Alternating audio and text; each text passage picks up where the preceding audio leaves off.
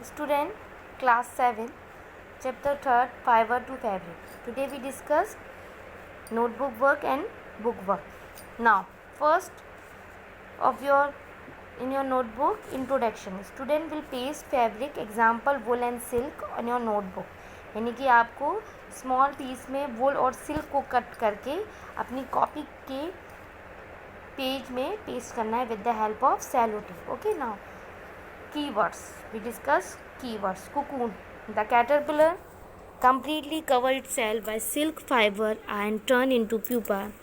This covering is known as cocoon. यानी कि the stage of the caterpillar यानी कि सिल्क फॉर्म की जो स्टेज होती है कैटरपिलर, जब वो अपने आप को पूरी तरीके से सिल्क फाइबर में कवर्ड कर लेता है और प्यूपा में चेंज हो जाता है, then it's known as cocoon. Now scouring. Sheared hair is clean and washed in tanks to remove dust and grease. यानी कि जो शेयर किए जाते हैं हेयर्स शीप के, then it will be washed in tanks.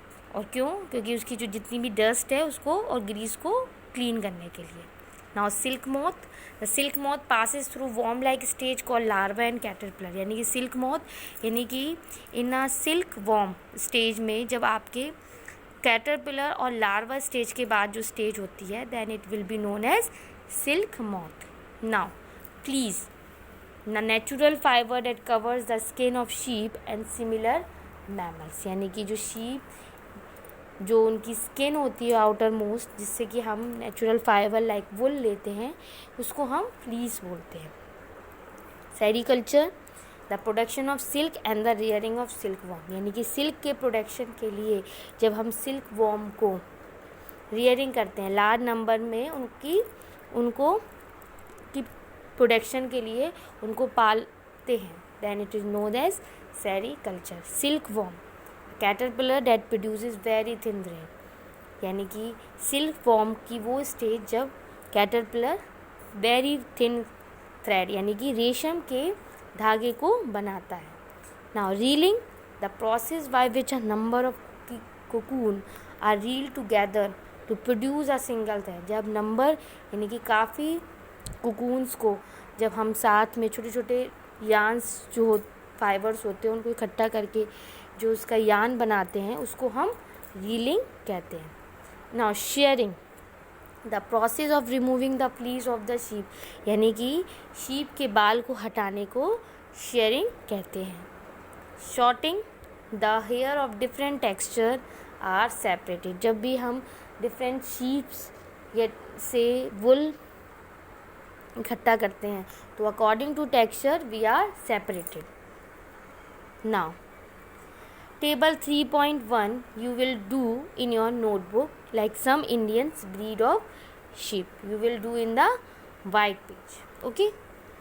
Now figure 3.A, B, C and D you will also make in the notebook. Now figure 3.9 also you will make like the stages or life history of silk moth.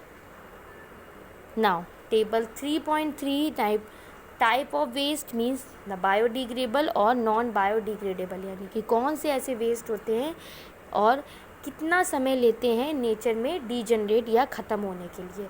तो the table show you that how much time is take to degenerate. Okay. Now we will discuss the exercises and notebook and book work. Now first is you must be familiar with the following nursery rhymes. यानी कि आपने बचपन में कहानी सुनी होगी story poem like baa baa black sheep have you any wool. Okay. तो the where we get यानी कि बाबा बाबा ब्लैक शीप, जो आप काले काले शीप हो, आपके पास क्या कोई वुल है? तो wool is obtain from the hairy fibre of the sheep. यानी कि वुल के पास कहाँ से आती है शीप? उसके हेयरी जो उसके हेयर्स होते हैं उसमें ही उस वुल होती है. Now Mary had a little lamb whose fleece as white as snow. Answer the following. यानी कि जो मैरी थी, जो छोटी सी लैम थी, उसके जो बाल थे जो बिल्कुल आउटर कवरिंग बहुत ही स्नो की तरह बिल्कुल वाइट थे. तो उसके लिए हमें बताना है कि what is meant by the white fleece of the lamb. White fleece का मतलब जैसे मैंने बोला द स्किन होती है जिसमें हेयर ग्रोस करते हैं, उसको ही फ्लीस कहते हैं। तो white fleece of the lamb refer to the white colour hair of the lamb. Okay, now question second, the silkworm is a caterpillar, a larva, choose the correct option A B both A and B, neither A और B. यानी कि silkworm में caterpillar और larva, तो आप में ये क्या होते हैं, ये बोथ ए एंड बी, क्योंकि जो लाइफ हिस्ट्री होती है सिल्क मोथ की उसमें ये दोनों स्टेज होना ज़रूरी है। Okay, now which of the following does not yield wool, इनमें से कौन जो वुल नहीं देता है, like yak, camel, goat, all gives wool except woolly dog. जो डॉग होते हैं वुली के बाल होते हैं उनसे हमें किसी भी तरीके की वुल नहीं मिलती। Okay, what is meant by the following term, rearing, shearing and sericulture.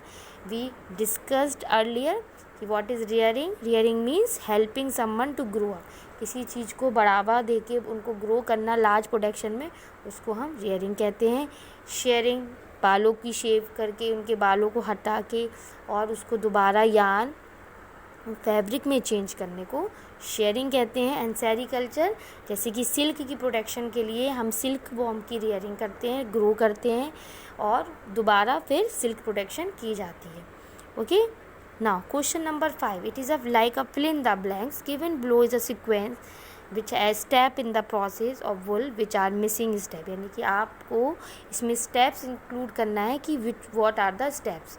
Okay, so this are the step, like first shearing, हम बालों को हटाते हैं, फिर स्कोरिंग यानी कि उनको बालों को धोते हैं, शॉर्टिंग फिर उनके टेक्सचर के अकॉर्डिंग उनको सेपरेट करते हैं, फिर पिकिंग ऑफ बर्ड्स यानी छोटे छोटे जो उसमें ब्लरिंग हो जाती है, मोटापा, छोटे छोटे मोटे मोटे जो जहाँ पे होती है उनको हटाते हैं, फिर डाइंग ऑफ फाइबर, उनको कलर करते हैं फाइबर्स को अपने अकॉर्डिंग। ओके, फिर मेकिंग ऑफ यार्न, उसके बाद हम उनको बड़े बड़े यार्न्स में चेंज करके मार्केट में प्लेस करते हैं। Okay, question number 6, make sketches of the 2 stage in the life history of the silk moth. हमें कोई भी 2 स्केचेस यानी कि बनाना है जो कि, तो you will not do this question separately, you will do this question with the diagram. Okay, जो डायग्राम आपको लाइफ हिस्ट्री ऑफ जो सिल्क मोथ के उसके साथ ही आपको इस क्वेश्चन को इंक्लूड करना है ताकि आपको you will not do some extra work. Okay, question number 7, out of the following which are the 2 terms related to silk production. इनमें से आपको कुछ 2 ऐसे टर्म्स बताने हैं जो सिल्क प्रोडक्शन से मेल खाती हैं, जैसे sericulture, flori mori culture, apiculture and silviculture. तो silk production involve cultivation of mulberry leaves and rearing of silkworm. जो सिल्क प्रोडक्शन होते हैं वो किस लिए आपके, यानी कि उनका मलबरी लीव्स यानी मलबरी प्लांट्स को लगाना और फिर उनकी लीव्स को ग्रो करके जो सिल्क वॉर्म्स होते हैं उनको प्रोडक्शन को बढ़ाना, ग्रो अप करना। Scientific name of mulberry is Morus Elba.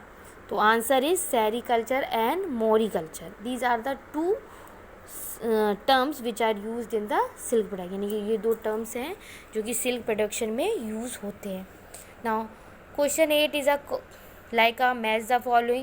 You will match the closely related terms, यानी कि scoring like mulberry leaves, yak or cocoon, and the answer is downside. So we will not here to discuss this thing. Okay, now we will discuss question number 9 which you also do in the book, and question number 8 also do in the book.